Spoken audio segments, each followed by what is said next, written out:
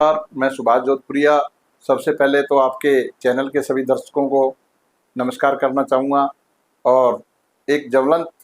समस्या, ज्वलंत मुद्दा जो कि आने वाले टाइम में हर साल हमें पीड़ित करता है, एरिया को बर्बाद करने का काम करता है, उस पर मैं अपने विचार रखना चाह रहा था और विचार के साथ साथ हमारे साथियों को, हमारे इलाका वासियों को जागृत भी करना चाह रहा था और उस गूंगी बिहारी सरकार से निवेदन भी करना चाह रहा था आपके माध्यम से कि पिछले साल इन्हीं महीनों में हमारे एरिया की घग्गर के द्वारा जो कहर बरपाया गया, उस टाइम सभी सरकार के लोगों द्वारा बहुत बड़े बड़े आश्वासन देके और लोगों को भड़काया गया, लेकिन उस लोगों की जो दुर्दशा देख के जो अंदर से मन इतना पीड़ित दुखी है, लेकिन बड़े दुख के साथ कहना पड़ रहा है कि एक साल बीत जाने के बाद भी समस्या आज भी वहां की वहां है। ना तो उसके बाद घग्गर की खुदाई हुई है, ना घग्गर जो चौड़ी करने की बात थी, सारा प्रशासन, सारी सरकार जो झूठे आश्वासन दे रही थी, स्थानीय मंत्री अपने आप को ये दिखा रहा था कि मैं तो 24 घंटे जनता के बीच में हूं, लेकिन उस 24 घंटे का रिजल्ट एक साल बीत जाने के बाद अभी तक तो मुझे धरातल पे देखने को नहीं मिला। तो मैं आज आपके चैनल के माध्यम से मेरे इलाका वासियों से, और मैं तो खासकर जो सामाजिक संगठन है, जो किसान संगठन है, उन साथियों से भी अपील करना चाहूंगा कि वो भी इस मुद्दे को अपने एजेंडे में डालें, ताकि इस गूंगी बिहारी सरकार को हम कहीं न कहीं झुका पाए। और मैं खासकर कांग्रेस पार्टी की तरफ से सरकार से ये मांग करता हूं कि ये हमारे लोगों की दुर्दशा ना हो, हमारे लोगों ने जो पीछे उत्पीड़न झेला है, जितना नुकसान झेला है, और राम भरोसे जो लोगों को छोड़ दिया गया था सरकार का, वो ऐसा ना करें। अभी समय रहते घग्गर की चौड़ाई और खुदाई का काम जो है वो करने का काम करें। ये मैं सबसे अपील भी करना चाहता हूं कि हमारे इलाके में बहुत बड़ा नुकसान,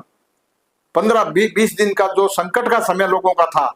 जब सारा दिन रात बांध पे आते थे तो अंदर से बड़ा महसूस होता था, गिल्टी महसूस होती थी कि हमारे लोग कितने परेशान हैं, कितनी उनकी फसलों की बर्बादी हुई है। तो मैं एक विपक्ष में, मुख्य विपक्ष में होते हुए ये सरकार को आगाह भी करना चाहता हूं, जिला प्रशासन को भी आगाह करना चाहता हूं कि वो समय रहते इस समस्या का समाधान करें, उसकी खुदाई कराएं। जितनी जलकुंभी इसके अंदर गंभीरता से है, जो कि एक बाढ़ का कारण मेन बनती है, पिछली बार भी विश्लेषण में ये आया था, तो वो गलती दोबारा ना करें। इसकी खुदाई और गहराई पे ध्यान दें। और जो तटबंध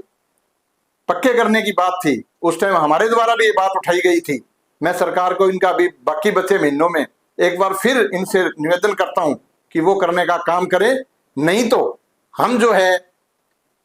कांग्रेस की सरकार आने पे तो हम, वो हमारे माननीय मुख्यमंत्री हुड्डा साहब जब विजिट करने आए थे तो उनको पब्लिकली हमने ये बात रखी थी, तो उन्होंने उस टाइम आश्वासन दिया था यदि रहते हुए सरकार के समय में बीजेपी ये कर पाती है तो हम उनका स्वागत करेंगे, धन्यवाद करेंगे। नहीं तो कांग्रेस सरकार आने पे जो तटबंध पे सड़क बनाने का काम है, उस बांध को परमानेंट करने का काम है। जब हमें पता है बार बार लोगों को बर्बादी का कारण ये बांध की कमजोरी, मिट्टी ना पड़ना है, आज तक भी एक साल में, अब आप सारा, आज भी मैंने खरेका से लेके ओटू तक दोनों साइड निरीक्षण किया, कहीं कुछ भी नहीं है, जैसे था एज इट इज वैसे ही रखा गया। बल्कि चामल जो टूटा, जो उस एरिया को सारा नुकसान हुआ, उस पे भी उसके बाद कोई गंभीरता से काम नहीं हुआ। तो आज आपके चैनल के माध्यम से मैं प्रशासन को और उनको पॉजिटिवली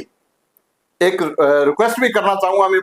मुख्य विपक्ष होने के नाते कांग्रेस पार्टी की तरफ से भी, कि वो इस बात पे ध्यान दे ताकि हमारे लोगों की वो दुर्दशा दोबारा ना हो, उनकी पीड़ा जो है उनको समझने की कोशिश करके और इसके अच्छे प्रबंध करें। और उम्मीद करते हैं किसान संगठनों द्वारा भी टाइम पंचायतें करेगी,